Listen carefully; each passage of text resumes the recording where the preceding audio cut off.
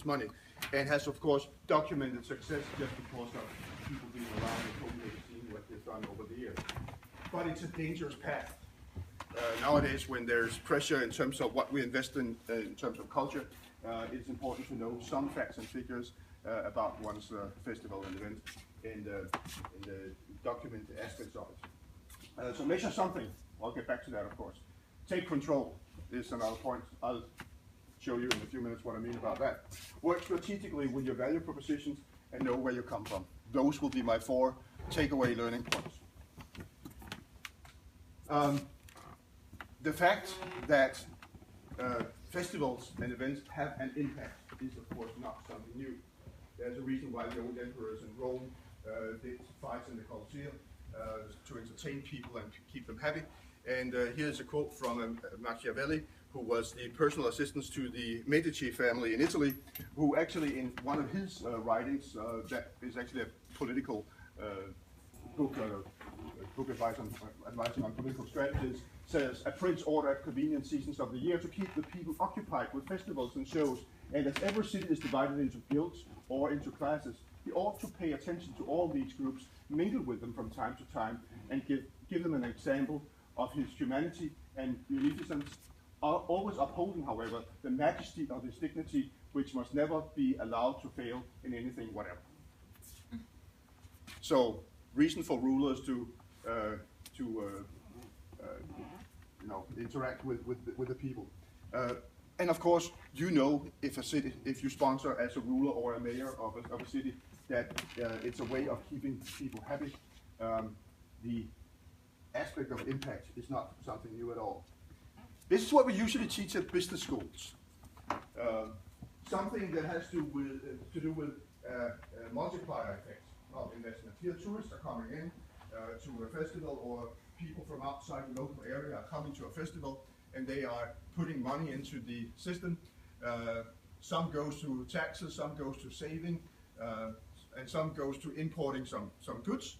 That's all the leakages, but everything else is sort of circulated in the economy, and people get wealthy. And the usual tendency, if you have not measured the multiplier of your local community, is that you can usually say it's a ratio of 1 to 6 around. So that will sort of be the recirculation of the money. Local vendors, hotel owners, etc., paying wages, purchasing goods, and then the money sort of circulates and comes into the system. That's a nice way, of course, measuring a festival.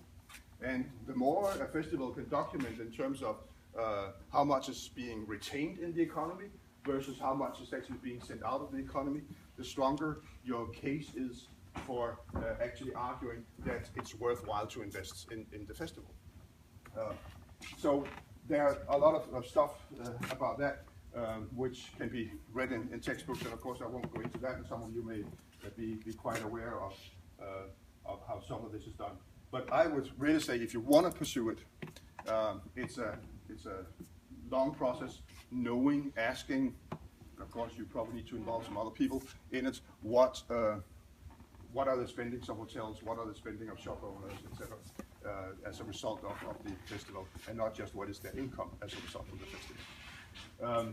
If you want to go into this, I can certainly strongly advise to get in touch with business schools, universities, things of the sort, maybe more so than consultancies, because the business schools have another and maybe sometimes more dedicated approach to certain things. And a lot of them would be interested in studying the impact of festivals and events, as they would do with tourism and other things, if they have courses that go in that direction. So, show of hands. There are many ways of measuring the impact of festivals and events. Impacts can be loads of things. And here's just a list of what it could be. Who does, in this room, who would be running a festival, just measure financial results, your own income minus expenses? Or who does that, not just only? Who does that? Okay, yeah. Wider economic impacts, like the city expenses, how much does the city spend on your festival, putting up some fence or another service? if that's the case, or measuring something related to a multiplier effect. How many does that? Okay. 2. How many do marketing audience surveys, where people come from, how they got there, that type of stuff? Okay, most people do that. Statistic evaluation, attendance, maybe crime rate or something of the sort that sort of you can measure numbers. What do you mean by attendance? How many people came? Shows. Yeah, shows or events. So you can measure maybe progression over a year. This year we had 2,000. Next year we had 4,000. Okay. Environmental impact, waste, energy spent, greening of events is becoming an issue. Yes, only one. Okay. Community general population survey, like not necessarily the audiences, but everyone else around. What they think of the event, maybe ask people who are not there, why do they not attend? That type of stuff. Who does that? 1. Okay. Artistic review, like asking the audience their thoughts about the program. Okay, 1, 2, 3. Okay. Peer review, like professional evaluation of content. We sit around with professionals who have ideas about the content. Okay, 4 people here, 5 people.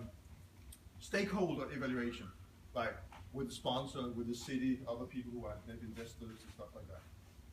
Okay, 1, 2, 3, 4. And measuring media coverage, like how many articles. 1, 2, 3. Okay, good.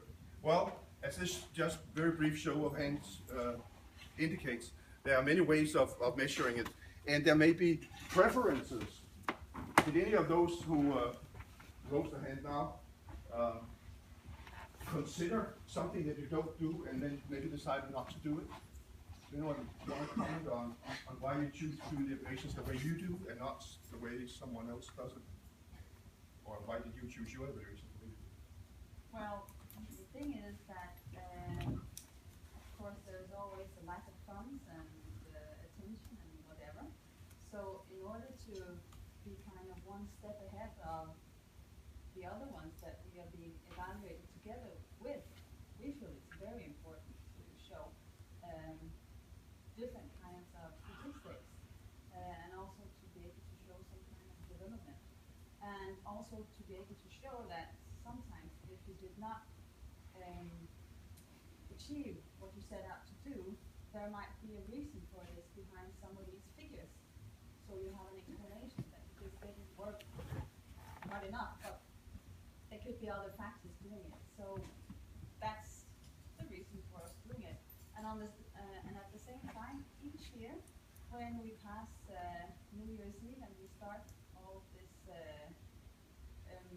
all these reports, I'm just thinking, now we are so many people sitting here writing all these evaluations and all these reports, and or anyone out there reading them. Exactly. So I do hope so, but I'm just thinking that we spend a lot of time on this administration and this circle of bureaucracy to keep the wheels going. Yeah. The main, when I chose what we do, it's mainly about what I can do myself and what I have time to do, and that has reached the limit now. I mean, I can't do community general population survey myself. I have to involve other people. So it's been very much like what can I do with the numbers I got, and what is possible with the crew and the people. Yeah. Thoughts? We don't do much of that because it's a huge work, and it can be very quickly very speculative. How do you measure an audience for a street theater event? Is the people staying there from the beginning to the end? Is it just people passing by? Trevor had 5 categories of different types of audience. What kind of audience do we want to measure? It's very, very difficult. What we do is we tell the local how to say, the local partners, that it can be a good idea for them to measure it, and we are very interested in the results. So we are always doing events in a cooperation with someone, and we always ask the external partner to do these kind of things because we don't have the resources for it. And for us, it would be very speculative kind of measuring ourselves, and with very vague definitions of what it is we want to measure. It's very, very difficult. The thing I really liked we did before the festival, we organized a meeting with the potential audience, and which was much more interesting. So like a for focus me. group. Yes, about 30 people, and of all different ages, different backgrounds, and it was very interesting. We spent the whole evening with them talking. For me, it was more interesting than What they would like the to see. results of a survey. Yeah. We'll get back to that in these items in the debate. I put in here just for myself to remember IETM, because as I was preparing my presentation here, actually, in addition to what I thought about myself, I actually came across, and I'll just pull it up here, a thing from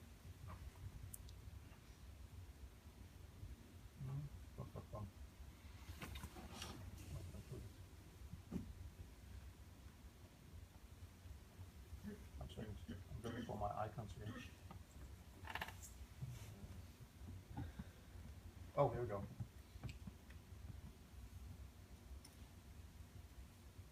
Here. IETM has actually issued a quite interesting report. General mapping of types of impact research in the performing arts sector. So this is not just festivals. But reading through this paper, it doesn't go into all kinds of details as such, but it exemplifies what some festivals do and what they're getting out of it, and it sort of categorizes research into impact. I suggest if you want to get some more information on some of this, you can read this report and maybe get inspired. It's quite an interesting read, and it's not very long. So anyway. Thought I'd just show you that one.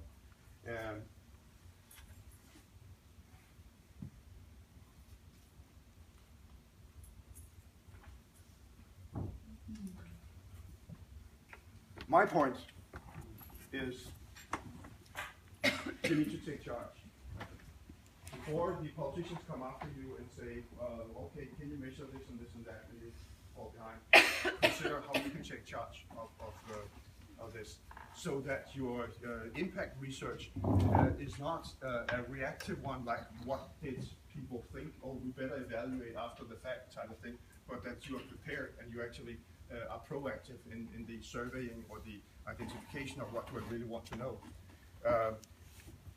My advice is also to identify some desired outcomes ahead of, ahead of politicians and funders, because you know your festival. You know what's interesting to measure. You know what it's about. Rather than trying to measure something that some politicians think might be fun to measure, but they really don't know if that has relevance to your festival or not. I would also say, and I'll get into this in a second in detail, control and manipulate your audiences to tell you what you want them to tell you. I'll get back to that in a second. Know current demographic spending patterns, etc. Do a pre-event survey if necessary. So if you want to know if the event resulted in something, how would you ever know unless you know what the current state is? So there might be things you ought to know about your community, about your current the current perception of your festival or whatever it is. Just like you would maybe with, you have a sponsor who would like to get more marketing, and you would want to know, or they know how many things they sell right now, and will they sell more afterwards having sponsored your event, that type of thing. What is your current state? Where are you coming from? Set goals on what you want to, based on what you want to change and the results you want to have. I'll get back to this then again, and then make promises to guide you. Now, what do I mean with these things here? I mean, think of your value proposition. Your value proposition are keywords that suggest what the audience should expect and what you will deliver. There's actually a linkage here that goes back into your festival's logo, your slogan, and your mission statement for your organization or whatever it is. Because what is it that you want to try to achieve with your festival? For the audiences, or to the audiences, it's a way that they perceive things that make them what they will be. If they know they are coming to a fun event because you told them that your event is fun, they will come and expect fun because that's what you told them. So afterwards you measure on the rate of fun that they experience. If you don't tell them that your event is going to be fun, how can they expect it to be fun? And how can you measure if they had a great experience? So that's where your link is. Survey your audiences on the basis of chosen keywords. Your audience is protected for existing and potential. Automatically associate and evaluate your festival on the basis of your value proposition. Building a brand is actually what you do because you start delivering on your promises. Promises you made to yourself and promises you made to your audiences. What do I mean in more detail? Here's a maybe mission statement or a value proposition or a slogan, call it what you will. The Small Town Theatre Festival, we say in our marketing, is an energetic, progressive annual event featuring well-known artists. We present thought-provoking, high-quality performances and edge-cutting debates and appeal to audiences that are open to new experiences, value diversity, and engage in the world around them. That could be a mission statement of a company or something for a festival. That would be your value proposition. That would be what your board should be knowing to say about your festival. That's what your sponsors should know. So, and that's what your volunteers should know, standing in the elevator and doing the elevator speech, meeting someone who might be interested but doesn't know your festival. You don't want them to say all kinds of things that your festival is not. You want them to say all kinds of things that your festival is. So the elevator speech, your value proposition, your slogan comes up there. And you can take all kinds of words, just word samples that are strong or that have a value to them. Innovative, we're intellectual, we're cultured, we're provoking, we're engaging, we are whatever. Don't choose too many, but choose what you think you are. And consistently use these in your official statement, objectives and goals, your elevator speech, your taglines, your press releases, staff of volunteer text, etc. How does that relate to measuring impact? Actually, it relates to measuring impact if you develop a system, and it doesn't need to be long, in a sense, but maybe you sit around with your board, and you say, I think we need to make a festival that has a little more impact and attracts a little more people who are the educated types of people, or who are whatever they are. And you say, well, how do we know who they are? How do they know if they're the right ones who come? And how do we maybe put a program in that goes in this direction? So, to what extent do you consider your festival, your service, your art, our festival, our services, our artists to be, and you can measure dynamic, and they were rated as right rate? Or to what extent would you describe yourself, you can say, to your audiences, as being open to the world or something, if that's part of your value proposition? And then, the point is, set as your goal in some of this, we want at least 90% of our audiences to rank our event energetic at a score of maybe 3 or more. Or we want at least 60% of our audiences to rate themselves 4 in open to the world. Then all of a sudden your value proposition becomes extremely tangible, and it becomes a control mechanism for progression. Well, we only had 40% of our audiences saying that they were open to the world, or they only rated 1 in being open to the world. Hey, maybe we're attracting the wrong people. So it becomes a control mechanism for how to steer and direct your festival, and it's not that complicated in a sense. And it bridges your mission, your value proposition to what you measure on. What is good about this is that you can take the results of surveys of this nature and go and present it to sponsors, go and present it to donors, politicians, and people of the sort, and say, look, 90% of our audiences are open to the world. Therefore, your product fits right in here, because that's what your proposition is. So you link directly from your board discussion of your mission to your surveys and your results.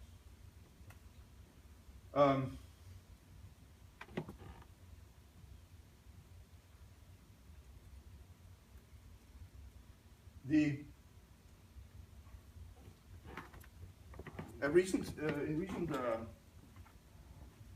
years, I think this was back in 2011 or something, the University of Aalborg tried to look broadly at the experience economy, and has published little texts that I actually found interesting and useful in talking about impact of events and festivals also. Because it really says, if you want to understand the impact that your activity has, know what you mean with impact. We often use impact in English language, it might be different in other languages, as a result or as an effect, and not necessarily as a societal effect or a societal, actually, sorry, this is actually a mistake, you should say societal impact out there and not societal effect.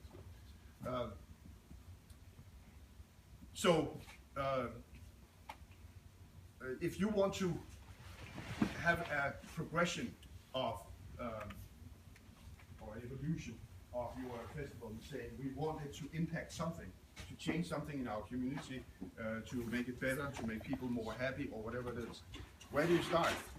Well, the thinking is here, you start with your resources, identifying in a quite simple manner what your resources are.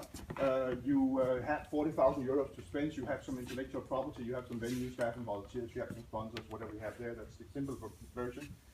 Your activities are that you are, as a part of your work, creating public performances, you're doing a school outreach program, you do training for people, staff, volunteers maybe, you have digital content production, you create new work or collaboration. Could be samples, there could be loads of them, of activities.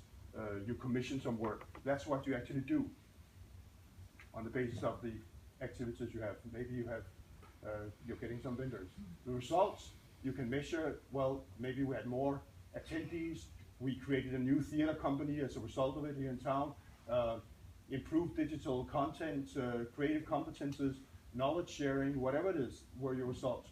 Your user effects might be listed over here, improved guest experiences, new networks created, volunteer empowerment, jobs created, etc. And then the societal impact might be the larger words of the sort that I mentioned here. So what is the point of sort of putting things up in a value chain of this nature? The point is, of course, that you need to know what your indicators are. If you want to measure what your line of progression is up here, you need to sort of, and this is maybe where university comes in, or some eager students that are writing a master thesis or whatever it is, could say, well, let's find out what the indicators are. What is it that you want to survey? How do we know that this resulted in that resulted in the next? What do we measure it by?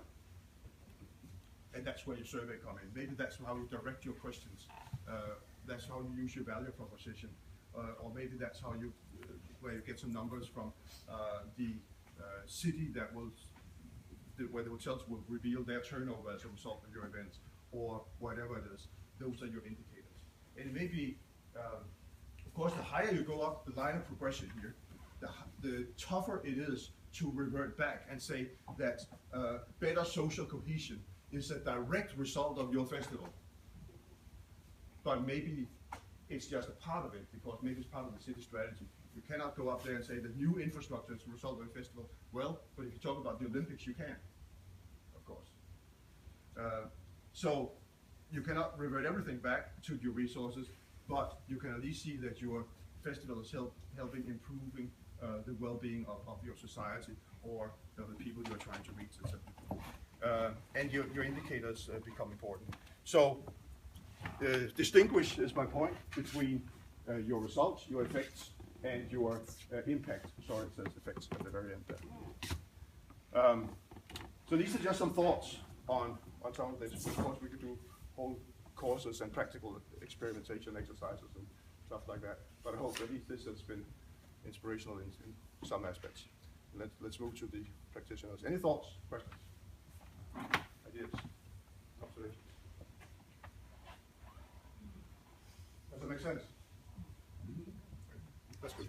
No, actually I have a thought. All this is very much based on the audience, but you don't have any indicator on the performers or the artists. You could put that in. Yeah. You could put that in. Yeah, but this is, no, this, what I've written, the words are not, but yes. Then you can narrow it down. I mean, you can make your own as it pertains to your festival. And if you want to see activities in your performers and results, then maybe you just do this for a very narrow group, in a sense, or a narrower group than society as such. Okay. Oh, yes, last slide, I forgot I put that in. And again, as I said, know where you're coming from. That's the point. If you can do that anyway, before you start measuring things. Once you've done one survey, of course, you know what you are coming from the next year. That would make sense. If you are starting from scratch, knowing something about your demographics, number of people employed or unemployed in your city, or number of current performances, events that are taking place, or whatever. You need to know some basics before you can see what your progression is, quite obviously. So, those were the words. Thank you very much.